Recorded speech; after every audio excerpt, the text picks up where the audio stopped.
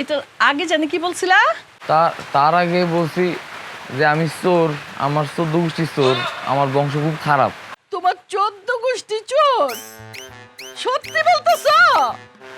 জি, আদিকাল থেকে বলতে পারেন এটা আমাদের বুনিয়াদি ব্যবসা। আলহামদুলিল্লাহ। আলহামদুলিল্লাহ কেন? আসসালামু আলাইকুম আন্টি। ওয়ালাইকুম আসসালাম। জি, আসলে আমি একটা কথা বলার জন্য আপনার কাছে আসলাম। কি বলবা বলো? আপনি আমাকে চিনতে পারছেন? আপনার মেয়ে যার সাথে বিয়ে ঠিক হয়েছে না, আমি সেই। হ্যাঁ তো তো তোমারে দেখাই তো আমি চিন্তা ফেলাইছি। কিন্তু আমি আসলে আপনার মেয়ের বিয়ে করতে রাজি না। মানে আমি বলতেছিলাম কি যে আমার মতো একটা ছেলেরে যদি আপনার মেয়ে বিয়ে করে তাহলে তার জীবনটা একদম শেষ হয়ে যাবে। এই কথাটা না আমি আপনার মেয়ের অনেকবার বোঝানোর চেষ্টা করছি, কিন্তু আপনার মেয়ে না বুঝেই না। কি বুঝাইছো বাবা? কি আর বুঝাবো, সত্য কথা বলছি আর কি। বলছি যে আমরা চোর, আমরা শুধু গোষ্ঠী চোর, আমাদের বংশ খুব খারাপ, কিন্তু তারপরেও আপনার মেয়ে আমারই নাকি বিয়ে করতে চায়। তখন বুঝলাম যে আপনার মেয়ে তো ছোট, এখনো বুঝে না, তাই আপনার একটু বুঝাই বলে দিয়ে। আন্টি, আন্টি কিছু একটা বলেন। না মানে বলতেছিলাম কি, আপনি তো মা, আপনি কি চান যে আপনার মেয়ের জীবনটা ধ্বংস হয়ে যাক? ও বাবা, তুমি কি বললা? আমি বলছি আন্টি যে আপনি কি চান যে আমার সাথে বিয়ে হয়ে আপনার মেয়ের জীবনটা ধ্বংস হয়ে যাক? আহ, এই কথাটা না, এটা আগে জানি কি বলছিলা?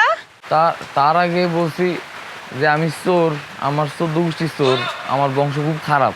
তোমার 14 গোষ্ঠী চোর? সত্যি বলতেছ? জি, আদিকাল থেকে বলতে পারেন এটা আমাদের বুনিয়াদি ব্যবসা। আলহামদুলিল্লাহ। আলহামদুলিল্লাহ কেন? আরে এটা তো কোনো জাতা ব্যাপার না। আজকাল কি আর খানদানি পোলা পাওয়া যায় নাকি? হ্যাঁ, তোমার মতো একটা খানদানি পোলা পাইছে, এটা তো আমার ভাগ্যের ব্যাপার। জানো বাবা, আমার না অনেক স্বপ্ন ছিল আমার মেয়েরে একটা খানদানি পোলার হাতে তুইলা দিমু। এখন দেখতেছি তুমি আমার সেই স্বপ্নটা পূরণ করে দিতেছো। কি? কি?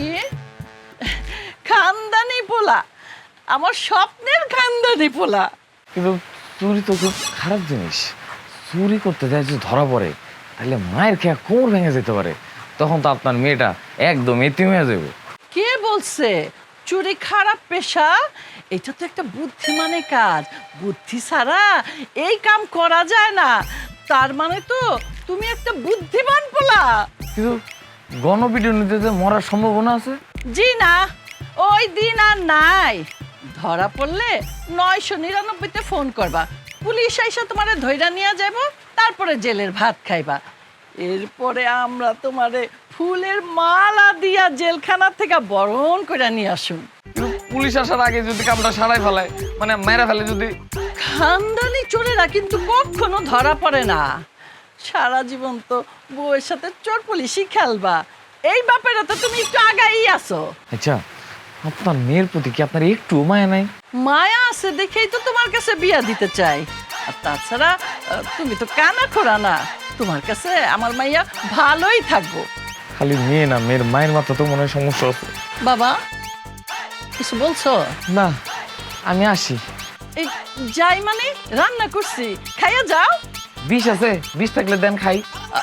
বিষ তো এবার নাই বাবা, পরের বার আইসো, আমি আইনা রাখুন নে।